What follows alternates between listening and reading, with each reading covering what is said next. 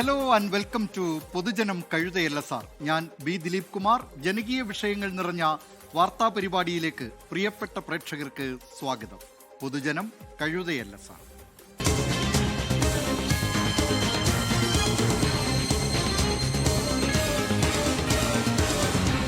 പൊതുജനം കഴുതയല്ല സാർ. സർക്കാർ ഓഫീസുകളുടെ പ്രവൃത്തി ദിനം 5 കുറയ്ക്കാൻ സർക്കാർ നീക്കം നടത്തുമ്പോൾ തന്നെ നഷ്ടമാകുന്ന ദിവസം എങ്ങനെ പരിഹരിക്കുമെന്നതിൽ അവ്യക്തത തുടരുകയാണ്. പ്രവൃത്തി ദിനങ്ങൾ 6 നിന്ന് 5 കുറയ്ക്കുമ്പോൾ നഷ്ടമാകുന്ന ഓഫീസ് സമയം മറ്റു ദിവസങ്ങളിലെ പ്രവൃത്തി സമയം കൂട്ടിയും അവധികൾ കുറച്ചും പരിഹരിക്കാനാണ് സർക്കാർ നേരത്തെ ആലോചിച്ചിരുന്നത്. എന്നാൽ നിലവിലെ അവധി ആനുകൂല്യങ്ങൾ വെട്ടിക്കുറച്ചുകൊണ്ട് പ്രവൃത്തി ദിനം 5 കുറയ്ക്കുന്നതിനോട് യോജിക്കില്ലെന്നാണ് സർവീസ് സംഘടനകളുടെ നിലപാട്. പ്രവൃത്തി ദിവസം കുറയുമ്പോൾ ഫയൽ തീർപ്പാക്കുന്നത് വൈകുമെന്നത് ആരുടെയും പരിഗണനാ വിഷയമല്ലെന്നതാണ് ഏറ്റവും ശ്രദ്ധേയമായ കാര്യം. സംസ്ഥാനത്തെ സർക്കാർ ഓഫീസുകളുടെ പ്രവൃത്തി ദിനം 5 ദിവസമായി കുറയ്ക്കണമെന്നത് കഴിഞ്ഞ കുറേ കാലമായി കേരളം ചർച്ച ചെയ്യുന്ന വിഷയമാണ്. ചില സർവീസ് സംഘടനകൾ ഇക്കാര്യം ആവശ്യപ്പെട്ട് സർക്കാരിന് നേരത്തെ തന്നെ നിവേദനം നൽകിയിരുന്നു. ഏറ്റവും ഒടുവിൽ ശമ്പള കമ്മീഷനാണ് സർക്കാർ ഓഫീസുകളിലെ പ്രവൃത്തി ദിവസം 5 കുറയ്ക്കണമെന്ന നിർദ്ദേശം വെച്ചത്. ഇതിൻ്റെ അടിസ്ഥാനത്തിലാണ് ഇപ്പോൾ സർക്കാർ ചർച്ചയ്ക്ക് സർവീസ് സംഘടനകളെ വിളിച്ചിരിക്കുന്നത്. സർക്കാർ ഓഫീസുകളിലെ ഓരോ ഫയലും ഓരോ ജീവിതമാണ് എന്ന് ഓർമ്മിപ്പിക്കുന്നത് കേട്ടു. 2016 മുതൽ മുഖ്യമന്ത്രി ആവർത്തിക്കുന്ന വാചകമാണിത്. സർക്കാർ ഓഫീസുകളുടെ പ്രവൃത്തി ദിനം ആഴ്ചയിൽ 6 എന്നതിൽ നിന്ന് 5 കുറയുമ്പോൾ മുഖ്യമന്ത്രിയുടെ ഈ പ്രസ്താവനയ്ക്ക് പ്രസക്തിയേറുകയാണ്. സർക്കാർ ഓഫീസുകളുടെ പ്രവൃത്തി ദിനങ്ങൾ 6 നിന്ന് 5 ദിവസമായി കുറയുന്നത് ഉദ്യോഗസ്ഥർക്ക് ഗുണം ചെയ്യും. 2 ദിവസം വീട്ടിലിരിക്കാം. എന്നാൽ 6 ദിവസം തുറന്നു പ്രവർത്തിച്ചിരുന്ന സർക്കാർ ഓഫീസുകളുടെ പ്രവൃത്തി ദിനം 5 കുറയുമ്പോൾ ബുദ്ധിമുട്ടുന്നത് സാധാരണ ജനങ്ങളാണ്. ജനങ്ങൾക്ക് ലഭിക്കുന്ന സേവനം കുറയുമെന്നതാണ് പ്രശ്നം. ആഴ്ചയിൽ 6 ദിവസം പ്രവർത്തിച്ചിട്ടും ഫയലുകൾ തീർപ്പാക്കാൻ കഴിയാത്തിടത്ത് പ്രവൃത്തി ദിവസം 5 എന്താകും അവസ്ഥ എന്നതാണ് ആശങ്ക. ഇല്ല, അങ്ങനെ ഒരു ആശങ്കയില്ല. നിങ്ങളിപ്പോൾ പരിശോധിച്ച് നോക്കൂ. മിക്കവാറും നിങ്ങൾ വില്ലേജ് ഓഫീസിൽ ഒരു അപേക്ഷ കൊടുത്താൽ രാത്രി 12 മണിക്കും 2 മണിക്കും ഇഷ്യൂ ചെയ്യുന്ന സർട്ടിഫിക്കറ്റ് നിങ്ങൾക്ക് കിട്ടുന്നുണ്ട്. പലരും വീട്ടിൽ കൊണ്ടുവച്ച് അവരുടെ ഈ ലാപ്ടോപ്പിലാണ് ഈ ജോലി ചെയ്യുന്നത്. ഓഫീസ് ടൈമിൽ പൂർത്തീകരിക്കാൻ കഴിയാത്ത ജോലികൾ രാത്രി വീട്ടിൽ കൊണ്ടുവച്ച് ചെയ്ത് പൂർത്തീകരിക്കുന്നുണ്ട്. സ്വാഭാവികമായും ഒരു അർജൻറ്റ് ഫയൽ വന്നാൽ എവിടെ ഇരുന്നും ചെയ്യാൻ കഴിയുന്ന സംവിധാനം ഇപ്പോൾ ഉണ്ട്. അപ്പോൾ അങ്ങനെ ഒരു അർജൻസി വന്നാൽ തന്നെ ചെയ്യാൻ കഴിയും. അതുകൊണ്ട് ഇത് ഒരു വിധത്തിലും കുറയില്ല. ഇത് പ്രത്യേകിച്ച് പ്രവൃത്തി സമയം കൂട്ടുന്നത് കൊണ്ട് തന്നെ വർക്കിംഗ് അവർ ഓരോ ദിവസവും വർക്കിംഗ് അവർ കൂട്ടുമ്പോൾ ഇത് പരിഹരിക്കാൻ കഴിയും. ജനങ്ങൾക്ക് സേവനം ലഭ്യമാക്കാൻ ഓഫീസ് തുറന്ന് പ്രവർത്തിക്കേണ്ടതില്ലെന്ന വാദം ഇതര സർവീസ് സംഘടനകളും മുന്നോട്ട് വയ്ക്കുന്നുണ്ട്. സർക്കാർ ഓഫീസുകളുടെ പ്രവൃത്തി ദിനം 5 കുറയുമ്പോൾ നഷ്ടമാകുന്ന ഒരു ദിവസത്തെ സമയം പരിഹരിക്കാൻ സർക്കാർ ഇതുവരെ ബദൽ നിർദ്ദേശമൊന്നും മുന്നോട്ട് വച്ചിട്ടില്ല. സർക്കാർ ഓഫീസുകളുടെ പ്രവൃത്തി സമയം കേന്ദ്ര സർക്കാർ ഓഫീസുകളുടെ മാതൃകയിൽ 9:30 മുതൽ 5:30 വരെ ആക്കിയാലും ആഴ്ചയിൽ 2 മണിക്കൂർ കുറവ് വരും. 5 ദിവസമാക്കുമ്പോൾ സർക്കാർ സംവിധാനത്തിന് ഒരുപാട് ലാഭം ഉണ്ടാകും. വൈദ്യുതി, വെള്ളം ഉൾപ്പെടെ ഉള്ളത്, ഈ യാത്രാബദ്ധ ഇനത്തിൽ കൊടുക്കുന്ന തുക ഒക്കെ സർക്കാരിന് വലിയ തോതിൽ ലാഭം ഇത് ഉണ്ടാകും. ഈ പ്രവൃത്തി ദിനം സംബന്ധിച്ച് ഇപ്പോൾ കേന്ദ്ര സർക്കാർ സ്ഥാപനങ്ങളെല്ലാം 5 ദിവസമാണ് പ്രവർത്തിക്കുന്നത്. ഇപ്പോൾ കേരളത്തിലെ സർക്കാർ ഓഫീസുകൾ പ്രവർത്തിക്കുന്നത് 10 മുതൽ 5 മണി വരെ, 7 മണിക്കൂറാണ് പ്രവർത്തന സമയമുള്ളത്. കേന്ദ്ര സർക്കാരിൽ 9:30 മുതൽ 5:30 വരെ 8 മണിക്കൂർ പ്രവർത്തന സമയമുണ്ട്. നമുക്ക് ആ രീതി ഇവിടെ കിട്ടിയാൽ 8 മണിക്കൂർ നമുക്ക് പ്രവർത്തിക്കാൻ കഴിയും. അങ്ങനെ വരുമ്പോൾ ഒരു ആഴ്ചയിൽ ഒരു 2 മണിക്കൂറിൻ്റെ കുറവാണ് ഇത് സംബന്ധിച്ച് ഉണ്ടാവുക. ആ 2 മണിക്കൂർ എന്ന് പറയുമ്പോൾ ഒരു വർഷം ഒരു 104 മണിക്കൂറിൻ്റെ പ്രശ്നമുണ്ടാവും. അത് നമുക്ക് അവധി ദിവസങ്ങൾ അഡ്ജസ്റ്റ് ചെയ്ത് പരിഹരിക്കാൻ കഴിയും. അവധി ദിവസങ്ങൾ വെട്ടിക്കുറയ്ക്കുകയാണ് നഷ്ടമാകുന്ന സമയം പരിഹരിക്കാനുള്ള പോംവഴി. എന്നാൽ അവധിയിലും ആനുകൂല്യങ്ങളിലും തൊട്ടുകളിക്കാൻ സർവീസ് സംഘടനകൾ അനുവദിക്കില്ല. പൊതുവേ നമുക്കിത് 5 ദിവസം എന്ന് കാണുമ്പോൾ ഒരു മധുരത്തിൽ പൊതിഞ്ഞ ഒരു ആനുകൂല്യമായിട്ട് നമുക്ക് തോന്നാമെങ്കിലും ഇതിൽ ഹിഡൻ അജണ്ട ഉണ്ടോ എന്ന് നമ്മൾ ശക്തമായി സംശയിക്കുന്നുണ്ട്. നമ്മൾ അനുഭവിക്കുന്ന ചില ആനുകൂല്യങ്ങളിൽ കൈകടത്താനാണ് സർക്കാർ ഉദ്ദേശിക്കുന്നത് എന്ന് നമ്മൾ സംശയിക്കുന്നുണ്ട്.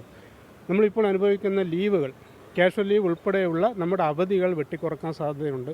അങ്ങനെ ഒരു നിർദ്ദേശം ഉണ്ടോ എന്നറിയില്ല. പക്ഷേ അങ്ങനെ ഒരു ഹിഡൻ അജണ്ട ഉള്ളതായിട്ട് നമ്മൾ സംശയിക്കുന്നു. 11-ൽ ഒരു ദിവസം നമുക്കൊരു ലീവ് ആർജിക്കും. ആ ആർജിത അവധി വെട്ടിക്കുറക്കാൻ സാധ്യതയുണ്ട്. അപ്പം അങ്ങനെയുള്ള നമ്മുടെ ആനുകൂല്യങ്ങൾ വെട്ടിക്കുറച്ചുകൊണ്ട് പൊതുസമൂഹത്തിന് മുന്നേ നമുക്കൊരു ആനുകൂല്യം തരുന്നു എന്നൊരു വ്യാഖ്യാനം ചമച്ചുകൊണ്ടാണ് ഇത് നടപ്പിലാക്കാൻ ഉദ്ദേശിക്കുന്നതെങ്കിൽ ഞങ്ങൾ അതിനോട് യോജിക്കുന്നില്ല. അവധികൾ വെട്ടിച്ചുരുക്കി പ്രവൃത്തി ദിനം 5 ആക്കുന്നതിനോട് ഇടത് സർവീസ് സംഘടനകൾക്കും യോജിപ്പില്ല. ജീവനക്കാരുടെ അവകാശങ്ങളെപ്പറ്റി മാത്രമാണ് സർവീസ് സംഘടനകളുടെ ആലോചന. എന്നാൽ സേവനം നഷ്ടമാകുന്ന ജനങ്ങളെപ്പറ്റി ആരും ചിന്തിക്കുന്നില്ല. സംസ്ഥാനത്തെ സർക്കാർ ഓഫീസുകളുടെ പ്രവൃത്തി ദിവസം 5 കുറയ്ക്കുമ്പോൾ ഓഫീസുകളെ വിവിധ സേവനങ്ങൾക്കായി ആശ്രയിക്കുന്ന ജനങ്ങൾക്ക് എന്തെങ്കിലും ബുദ്ധിമുട്ടുണ്ടാകുമെന്ന് കൂടി സർക്കാർ പരിശോധിക്കേണ്ടതുണ്ട്. അത്തരം ജനപക്ഷത്തു നിന്നുള്ളൊരു ഇടപെടലാണ് ഇക്കാര്യത്തിൽ സർക്കാരിൽ നിന്ന് ജനങ്ങളും പ്രതീക്ഷിക്കുന്നത്. തിരുവനന്തപുരത്ത് നിന്ന് ആർ ശ്രീജിത്ത്, 24. പൊതുജനം കഴുതയല്ല സാർ. ഈ വാർത്തയോട് യൂട്യൂബിൽ ഉൾപ്പെടെ 24ന്റെ സോഷ്യൽ മീഡിയ പേജുകളുടെ കമന്റ് ബോക്സിൽ നിരവധി പ്രതികരണങ്ങൾ വരുന്നുണ്ട്. സീന മുഹമ്മദ് പറയുന്നു, ഒരാഴ്ച വർക്കിംഗ് ഡേ ആയിട്ട് തന്നെ പല ആവശ്യത്തിന് കയറിയിറങ്ങണം. ഇനിയും ചുരുക്കിയാൽ ജനങ്ങളുടെ അവസ്ഥ എന്തായിരിക്കും എന്നാണ് പറയുന്നത്. റിജു പറയുന്നു, അല്ലെങ്കിൽ തന്നെ സർക്കാർ ഓഫീസിൽ തോന്നുമ്പോൾ വരികയും തോന്നുമ്പോൾ പോവുകയും ചെയ്യുന്ന ടീംസാണുള്ളത്. ആദ്യം എല്ലാവർക്കും ഫിംഗർ പ്രിന്റ് അറ്റൻഡൻസ് വെക്കണം എന്നാണ് പറയുന്നത്. രവികുമാർ പറയുന്നുണ്ട്, 6 ദിനങ്ങൾ പ്രവൃത്തി ദിനമായിട്ട് പോലും ജനങ്ങളുടെ പ്രശ്നങ്ങൾ പരിഹരിക്കപ്പെടുന്നില്ല. ഇനി 5 ആക്കിയാൽ ജനങ്ങളുടെ കാര്യം കട്ടപ്പുക എന്നാണ് പറയുന്നത്. ഏതായാലും ഇക്കാര്യത്തിൽ നിരവധി പ്രതികരണങ്ങൾ ജനങ്ങൾക്കും പറയാനുണ്ട്. ആ പ്രതികരണങ്ങളിലേക്ക് പോകാം. അതിന് വലിയ യോജിപ്പില്ല, പറ്റില്ല. കാരണം പലർക്കും രാവിലെയൊക്കെ നേരത്തെ വരെയുള്ള ബുദ്ധിമുട്ടുണ്ടാവും. അപ്പോൾ ഇപ്പോൾ ഇരിക്കുന്നതാണ് കുറച്ച് ബെറ്റർ എന്ന് തോന്നുന്നു എനിക്ക്. കുറച്ച് നല്ലതാണ്. മണിക്കൂർ കൂട്ടുമ്പോഴത്തേക്ക് അതൊരു പ്രശ്നമാണല്ലോ അല്ലേ, എല്ലാവർക്കും ഒരു പ്രശ്നമാണല്ലോ. അപ്പൊ അവർ ആ ലെവലിൽ നേരത്തെ പൊയ്ക്കൊണ്ടിരുന്നല്ലേ, അപ്പൊ ഇപ്പോഴും അങ്ങനെ പൊയ്ക്കുമ്പോഴത്തേക്ക് അവർക്കൊരു കൺഫ്യൂഷൻ ഉണ്ടാവും അല്ലേ, ജനങ്ങൾക്കും ഉണ്ടാവും, അങ്ങനെ ഒരു കൺഫ്യൂഷൻ ആവും. ഇത് എന്തുകൊണ്ടും നല്ല കാര്യം. കേന്ദ്ര ഗവൺമെന്റ് 5 ദിവസമാണ്. അപ്പൊ 5 ദിവസം ആക്കുന്ന ഒരു കുഴപ്പമില്ല, അത് നല്ലൊരു കാര്യം. കാരണം അത്രയും ലാഭം, അത്രയും വണ്ടികൾ നിരത്ത് വരത്തില്ല. പിന്നെ ഇത്രയൊക്കെ ജോലികളെ ഇവരൊക്കെ ചെയ്യത്തുള്ളൂ. പിന്നെ സമയം കൂട്ടിയതുകൊണ്ട് പഞ്ചിങ് ഉള്ളതുകൊണ്ട് വലിയ കുഴപ്പമില്ല, എന്നാലും നല്ലൊരു തീരുമാനം. ഏതായാലും ഇക്കാര്യത്തിൽ കൂടുതൽ പ്രതികരണങ്ങൾ, പ്രത്യേകിച്ച് സർക്കാർ ജീവനക്കാരുടെ പ്രവൃത്തി ദിവസം ആഴ്ചയിൽ 6 എന്നത് 5 ദിവസമാക്കി കുറയ്ക്കാനുള്ള കാര്യം ഇപ്പോൾ സർക്കാരിന്റെ പരിഗണനയിലാണ്. സർവീസ് സംഘടനാ നേതാക്കളുടെ യോഗം സർക്കാർ വിളിച്ചു ചേർത്തിട്ടുമുണ്ട്. ഇക്കാര്യത്തിലൊക്കെ കൂടുതൽ പ്രതികരണങ്ങൾ വന്നുകൊണ്ടിരിക്കുകയാണ്. സെയ്തലവി പറയുന്നു, 5 ദിവസമാക്കിയാൽ പിന്നെ 2 ദിവസം എന്തു ചെയ്യുമെന്ന്. NSG പറയുന്നു, പ്രവൃത്തി ദിവസം 4 ദിവസമായി കുറച്ചാലും കുഴപ്പമില്ല. ഭൂരിപക്ഷം സർക്കാർ ഉദ്യോഗസ്ഥരുടെ ജോലിയോട് താല്പര്യമില്ലായ്മ കണ്ട് അങ്ങനെയൊക്കെ പോകുന്നതാണ് എന്ന കാര്യമാണ് പറയുന്നത്. മോഹനൻ പിലാത്തറ ചോദിക്കുന്നുണ്ട്, പ്രവൃത്തി ദിനം കുറയ്ക്കുമ്പോൾ ശമ്പളത്തിൽ വ്യത്യാസം വരുത്തുമോ എന്ന്. ഏതായാലും ഈ നിലയിലുള്ള നിരവധി പ്രതികരണങ്ങളാണ് പ്രേക്ഷകരുടെ ഭാഗത്ത് നിന്ന് വന്നുകൊണ്ടിരിക്കുന്നത്. ഫയലുകളുടെ എണ്ണം ഒരു വശത്ത് കൂടിക്കൊണ്ടിരിക്കുകയാണ്. ഓരോ ഫയലും ഓരോ ജീവിതമാണെന്ന് മുഖ്യമന്ത്രി ഒരു വശത്ത് പറയുമ്പോഴാണ് ഈ സെക്രട്ടേറിയറ്റിലടക്കം ഭരണസ്ഥിരാ കേന്ദ്രങ്ങളിൽ സാധാരണക്കാരുടെ ജീവിതവുമായി ബന്ധപ്പെട്ട എത്രയോ ഫയലുകൾ അവിടെ ഇങ്ങനെ കുന്നുകൂടുകയാണ്. അതിന് പരിഹാരമുണ്ടാക്കാൻ, ഇങ്ങനെ പ്രവൃത്തി ദിവസം കുറയ്ക്കുമ്പോൾ അതിന് പരിഹാരമുണ്ടാക്കുമോ അതോ ഫയലുകൾ കൂടുമോ എന്ന കാര്യത്തിലാണ് പൊതുജനങ്ങൾക്ക് ആശങ്കയുള്ളത്. ഇനി മറ്റൊരു വളരെ പ്രധാനപ്പെട്ട വാർത്തയിലേക്കാണ് പൊതുജനം കഴുതയല്ല സാർ പോകുന്നത്. ടെലിവിഷൻ ചാനലുകളുടെ റേറ്റിംഗ് തീരുമാനിക്കുന്ന ബാർക്കിൽ റേറ്റിംഗ് തട്ടിപ്പ് നടത്തിയതിന് റിപ്പോർട്ടർ ചാനലിന്റെ MD ആൻഡോ അഗസ്റ്റിനെ പ്രതിയാക്കി പോലീസ് കേസെടുത്തു. ആൻഡോ അഗസ്റ്റിൻ 2ാം പ്രതിയും ബാർക്ക് സീനിയർ മാനേജർ പ്രേംനാഥ് 1ാം പ്രതിയുമാണ്. കളമശ്ശേരി പോലീസാണ് കേസെടുത്തത്. ബാർക്ക് റേറ്റിംഗ് തിരിമറിയിലെ ഞെട്ടിക്കുന്ന വിവരങ്ങൾ തെളിവ് സഹിതം 24 പുറത്തുവിട്ടതിന് പിന്നാലെയാണ് പോലീസ് FIR. അതിനിടെ ബാർക്ക് തട്ടിപ്പ് സംബന്ധിച്ച 24 വാർത്ത റിപ്പബ്ലിക് ഉൾപ്പെടെ ദേശീയ പ്രാദേശിക മാധ്യമങ്ങൾ രാജ്യമെമ്പാടും വലിയ ചർച്ചയാക്കിയിട്ടുണ്ട്.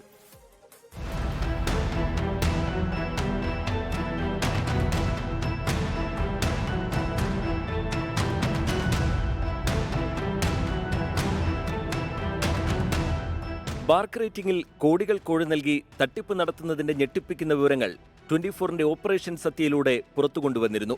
ഡേറ്റയിൽ കൃത്രിമം കാണിച്ച് പരസ്യദാതാക്കളെയും കാഴ്ചക്കാരെയും വഞ്ചിക്കുക എന്ന ഗൂഢാലോചന 24 വെളിപ്പെടുത്തി. ട്രസ്റ്റ് വാലറ്റിലൂടെയും USDTയിലൂടെ ക്രിപ്റ്റോ കറൻസിയായുമാണ് പണം ബാർക്ക് ജീവനക്കാരൻ പ്രേംനാഥിന് reporter TV MD Anto Augustine കൈമാറിയത്. കോടികൾ നൽകി പ്രേക്ഷക പിന്തുണ വ്യാജമായി നേടുന്നതിനെതിരെ 24 chief editor R. Sreekandan Nair Kerala മുഖ്യമന്ത്രിക്കും DGPക്കും നൽകിയ പരാതിയിൽ പ്രാഥമിക അന്വേഷണം നടന്നു. തെളിവുകൾക്ക് അടിസ്ഥാനമുണ്ടെന്ന് കണ്ടെത്തിയതോടെയാണ് റിപ്പോർട്ടർ TV സ്ഥിതി ചെയ്യുന്ന കളമശ്ശേരിയിലെ പോലീസ് സ്റ്റേഷനിൽ കേസെടുത്തിരിക്കുന്നത്. ഒന്നാം പ്രതി ബാർക്ക് സീനിയർ മാനേജർ പ്രേംനാഥും രണ്ടാം പ്രതി റിപ്പോർട്ടർ ചാനൽ ഉടമ ആന്റോ അഗസ്റ്റിനുമാണ്. വഞ്ചന, കൃത്രിമരേഖ ചമയ്ക്കൽ എന്നിവയാണ് കുറ്റങ്ങൾ. ബാർക്ക് ഡാറ്റയിൽ പണം വാങ്ങി കൃത്രിമത്വം കാണിച്ച് പരസ്യദാതാക്കളെയും മറ്റ് ചാനലുകളെയും കാഴ്ചക്കാരെയും വഞ്ചിച്ചു എന്ന് കാട്ടി 24 chief editor R Sreekandan Nair കേന്ദ്ര വാർത്താവിതരണ മന്ത്രിക്കും ബാർക്ക് സിഇഒയ്ക്കും പരാതി നൽകിയിരുന്നു. ബാർക്കിന്റെ വിശ്വാസ്യത വീണ്ടെടുക്കണമെന്ന് ന്യൂസ് ബ്രോഡ്കാസ്റ്റേഴ്സ് ഫെഡറേഷൻ വാർഷിക സമ്മേളനവും ആവശ്യപ്പെട്ടിരുന്നു. നേരത്തെയും തട്ടിപ്പ് കേസുകളിൽ പ്രതിയായ റിപ്പോർട്ടർ ഉടമ ബാർക്ക് തിരിമറി കേസിലും പ്രതിയാവുകയാണ്. പോലീസ് അന്വേഷണം ഊർജിതമാക്കിയിട്ടുണ്ട്. അതിനിടെ 24 പുറത്തുവിട്ട വാർത്ത ദേശീയ മാധ്യമങ്ങൾ ഏറ്റെടുത്തു. റിപ്പബ്ലിക് TV ഈ വിഷയത്തിൽ വിശദ ചർച്ച നടത്തി. But we have got some very clear indications. I must say very clear some indications that there has been some financial dealings between the channel owner and this Bark guy. And the second accused, he is leading a channel here. He is the managing director of the reporter channel. His name is Mr. Anto Augustine. He is the second accused, and there are some unidentified persons who are also part of this FIR. ദേശീയ മാധ്യമങ്ങൾക്ക് പുറമെ രാജ്യത്തെ പ്രാദേശിക മാധ്യമങ്ങളും 24 പുറത്തുവിട്ട BARC തട്ടിപ്പ് വാർത്ത ഏറ്റെടുത്തിട്ടുണ്ട്. Reporter TV MD Anto അഗസ്റ്റിനും BARC ജീവനക്കാരൻ പ്രേംനാഥും തമ്മിലുള്ള കോടികളുടെ ഇടപാടിൽ അന്വേഷണം വേണമെന്ന് വാർത്താ ചാനലുകളുടെ സംഘടനയായ ന്യൂസ് ബ്രോഡ്കാസ്റ്റേഴ്സ് ഫെഡറേഷൻ കേന്ദ്ര വാർത്താവിതരണ പ്രക്ഷേപണ മന്ത്രാലയത്തോട് ആവശ്യപ്പെട്ടു. 24 കൊച്ചി. ഏതായാലും വലിയൊരു തട്ടിപ്പാണ് 24 ഓപ്പറേഷൻ സത്യയിലൂടെ കഴിഞ്ഞ ദിവസം തുറന്നു കാട്ടിയത് എന്ന കാര്യത്തിൽ യാതൊരു സംശയവുമില്ല. അതുകൊണ്ട് തന്നെയാണ് ഈ വാർത്ത ദേശീയ പ്രാദേശിക മാധ്യമങ്ങളൊക്കെ രാജ്യത്ത് അത് ഏറ്റെടുത്തിരിക്കുന്നത്.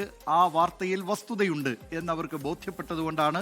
അതുകൊണ്ടാണ് കേരള പോലീസ് ഇപ്പോൾ FIR ഇടാൻ തയ്യാറായിട്ടുള്ളത്. ഏതായാലും സത്യം വൈകാതെ തെളിയുകയും ഈ തട്ടിപ്പുകാർക്കെതിരെ കർശന നടപടി ഉടൻ സ്വീകരിക്കുകയും രാജ്യത്തെ നിയമ സംവിധാനങ്ങൾ സ്വീകരിക്കുകയും ചെയ്യും എന്നു തന്നെ കരുതാം. ഇനി തദ്ദേശ തെരഞ്ഞെടുപ്പുമായി ബന്ധപ്പെട്ട ചില വാർത്തകളിലേക്കാണ്. അമ്മായിയമ്മ മരുമകൾ പോരിൽ നാട്ടുകാർക്ക് എന്തെങ്കിലും കാര്യമുണ്ടോ? പത്തനംതിട്ട ജില്ലയിലെ പള്ളിക്കൽ പഞ്ചായത്ത് ചേന്നംപള്ളിയിലെ നാട്ടുകാർക്ക് ഇപ്പോൾ അതാണ് കാര്യം. വീട്ടിലല്ല, തെരഞ്ഞെടുപ്പ് ഗോതയിലാണ് ഈ അമ്മായിയമ്മയുടെയും മരുമകളുടെയും അംഗം.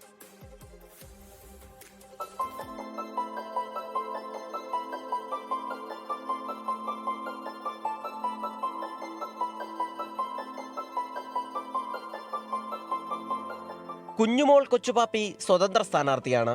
1995 സ്വതന്ത്ര സ്ഥാനാർത്ഥിയായി മത്സരിച്ച് ജയിച്ചിട്ടുണ്ട്. 2010 2015 CPI ടിക്കറ്റിൽ മത്സരിച്ച് ജയിച്ചു.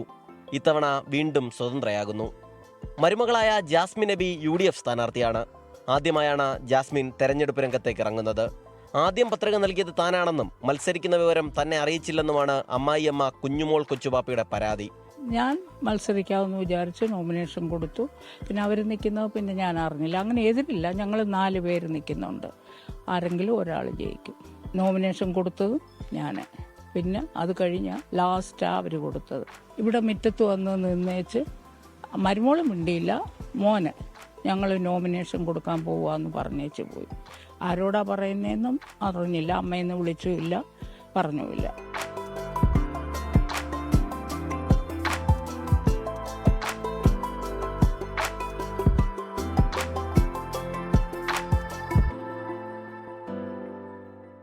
കുഞ്ഞുമോളുടെ വോട്ടുപിടുത്തം ഒറ്റയ്ക്കാണ്. ഇനിയൊരവസരത്തിന് നിങ്ങളുടെ മുന്നിൽ വരില്ലെന്നും ഇത്തവണ കൂടി സഹായിക്കണമെന്നും കുഞ്ഞുമോൾ കൊച്ചുപാപ്പി.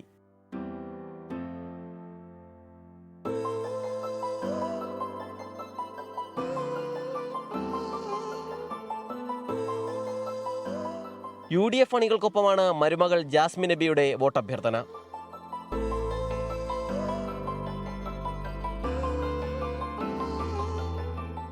അമ്മായിയമ്മ പോരല്ല മത്സരത്തിന് പിന്നിലെന്നും ജനങ്ങളെല്ലാം തീരുമാനിക്കട്ടെ എന്നും ജാസ്മിൻ പറയുന്നു. അമ്മ സ്വതന്ത്രമായിട്ട് നിന്നു, അമ്മയുടെ നിലപാടിനനുസരിച്ച്.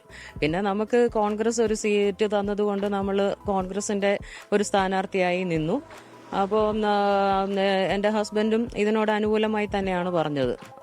ഞങ്ങളുടെ ഫാമിലി ഓൾമോസ്റ്റ് കോൺഗ്രസ് ഫാമിലിയാണ്. പിന്നെ എൻ്റെ ഫാമിലി കോൺഗ്രസിനോട് ഐക്യതയുള്ള ഫാമിലിയാണ്. ആത്മവിശ്വാസം എല്ലായ്പ്പോഴും ഉണ്ട്. ഒരാൾക്കല്ലേ ജയിക്കാൻ പറ്റുള്ളൂ. അതാരാണെന്നുള്ളത് ജനങ്ങൾ തീരുമാനിക്കും, ജനങ്ങൾ വിധി എഴുതും.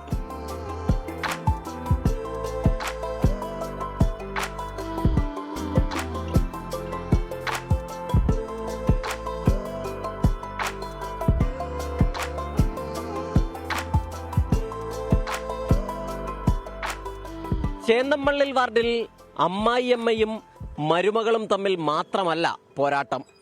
വാർഡറിയുന്ന കരുത്തരെയാണ് LDFും BJPയും കളത്തിലിറക്കിയിരിക്കുന്നത്. ഇവിടെ പോരാട്ടം തീ പാറുമെന്നുറപ്പ്. ക്യാമറാമാൻ സഞ്ജയ് ഇക്ബാലിനൊപ്പം സലിം മാലിക്, 24 പത്തനംതിട്ട.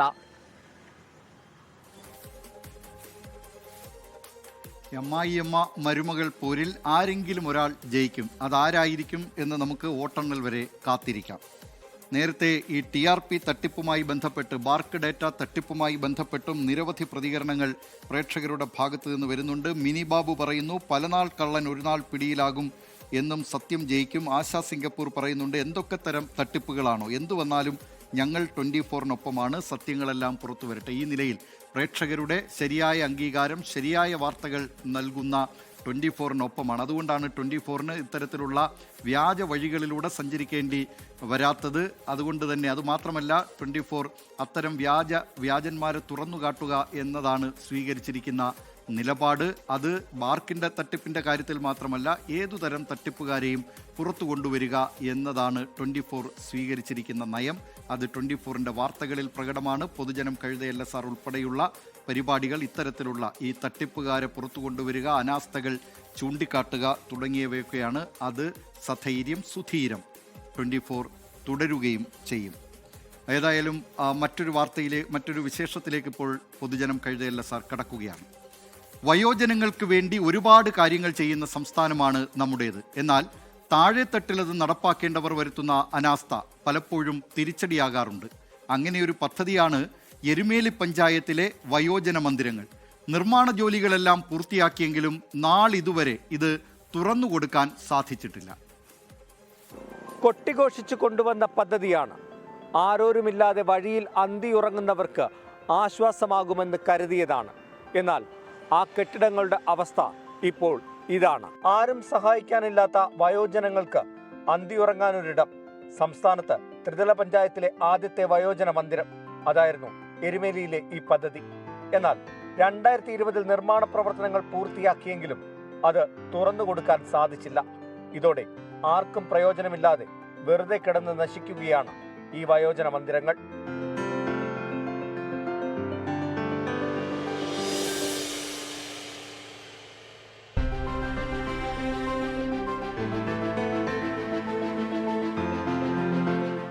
ചെമ്പകപ്പാറയിൽ സ്ത്രീകൾക്കും പുരുഷന്മാർക്കും വേണ്ടി 2 വയോജന മന്ദിരങ്ങളാണ് നിർമ്മിച്ചത്. 2019-20 കാലത്തെ പഞ്ചായത്ത് ഫണ്ടും ലോകബാങ്ക് ഫണ്ടും കൊണ്ടാണ് പദ്ധതി പൂർത്തീകരിച്ചത്.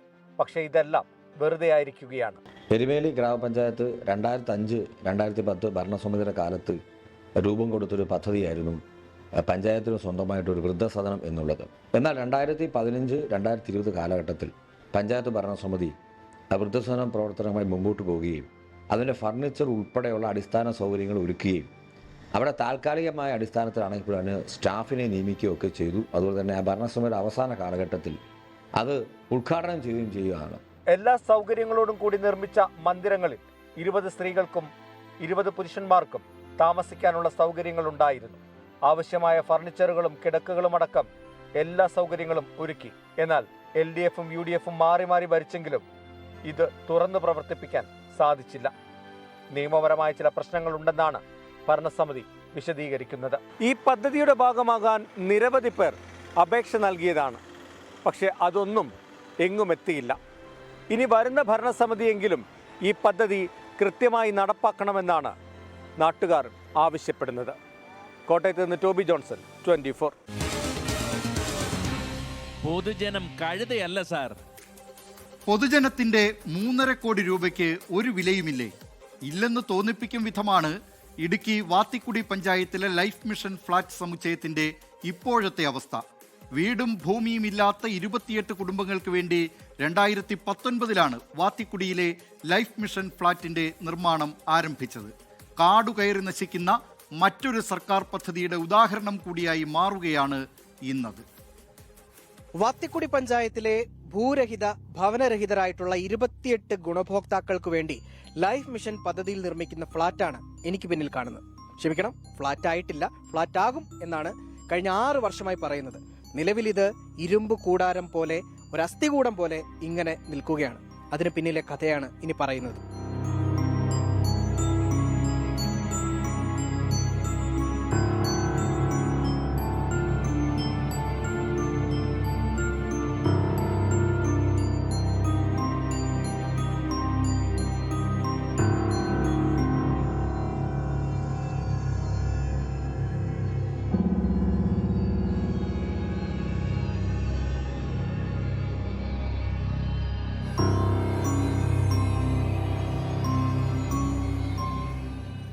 2019-2020 സാമ്പത്തിക വർഷം 3,40,00,000 ചിലവിലാണ് ലൈഫ് ഭവന സമുച്ചയം നിർമ്മിക്കാൻ തുടങ്ങിയത്.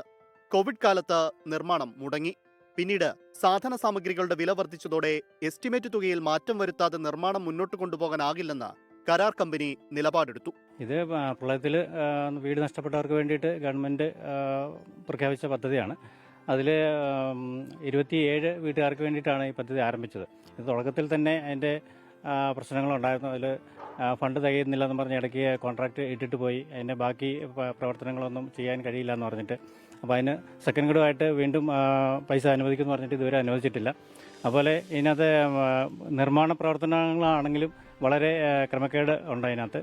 വീടും ഭൂമിയും ഇല്ലാത്ത 28 കുടുംബങ്ങൾക്ക് വേണ്ടിയാണ് വാത്തിക്കുടി പഞ്ചായത്തിലെ 4-ാം വാർഡിൽ ലൈഫ് പദ്ധതി അനുവദിച്ചത്. സിമന്റും കട്ടയും ഒഴിവാക്കി പൂർണ്ണമായും ഇരുമ്പ് തണ്ടുകൾ ഉപയോഗിച്ചാണ് സമുച്ചയം പൂർത്തിയാക്കാൻ ശ്രമിക്കുന്നത്.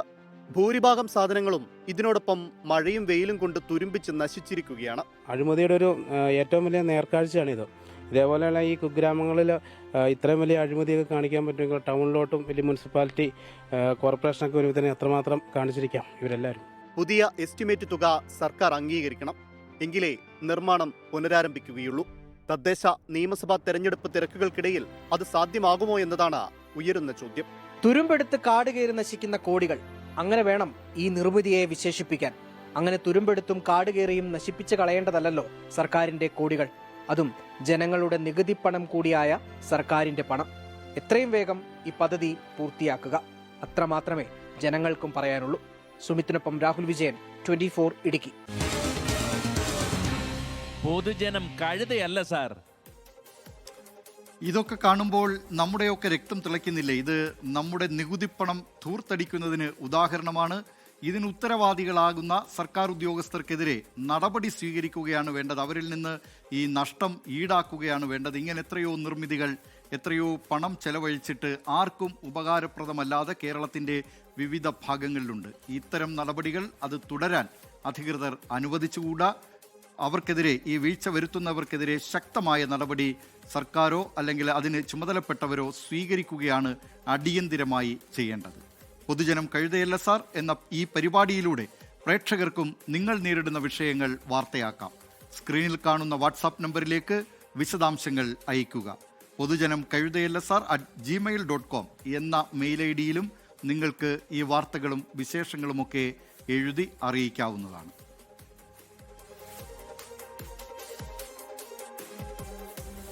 ഇതോടെ പൊതുജനം കഴുതയല്ല സാറിന്റെ ഇന്നത്തെ അധ്യായം ഇവിടെ അവസാനിക്കുകയാണ്.